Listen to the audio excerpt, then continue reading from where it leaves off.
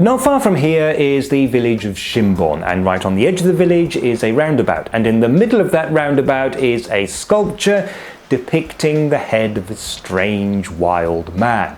This references a terrifying local legend, and so keep watching if you dare as I relate the story of the water spirit of Shinbon. Yeah, this is what happens when you don't have a proper special effects budget.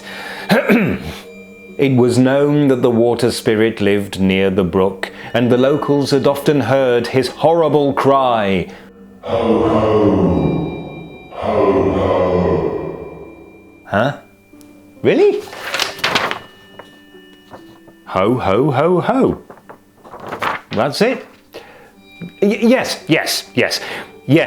This was the sound that struck terror into the hearts of the villagers.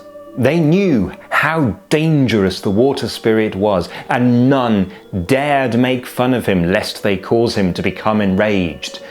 He was a murderous creature, one to be avoided at all costs. The story concerns 3 brush makers from the nearby village of Königshofen. Very early one winter morning, before the sun had risen, they set off for Aschaffenburg to sell their brushes at the market. It was a cold and frosty morning. The brook was frozen over, the fields were covered in snow, and as they neared Shinbon, the brushmakers became tired and agreed that they needed to take a little rest. Hang on! They had to rest after 1 kilometre with another 10 to go.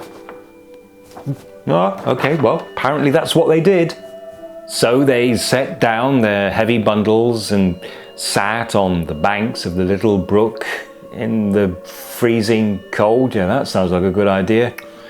Suddenly, they heard a sound, a loud crashing sound, as if somebody was throwing blocks of ice around.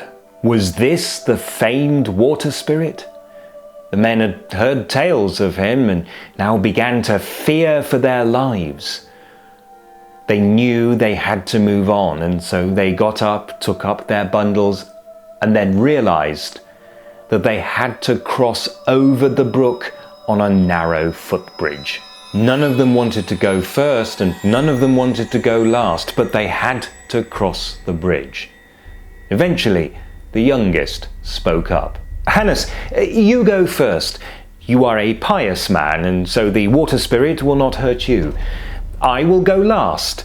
The water spirit and I are old friends."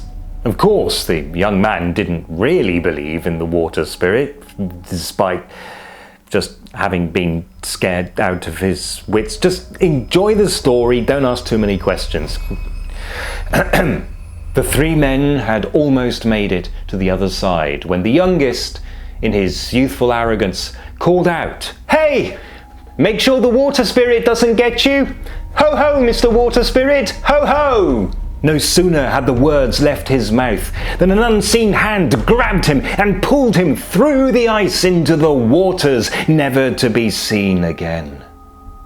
The other 2 men were left speechless with terror, and without another word, they went to Aschaffenburg to sell their brushes?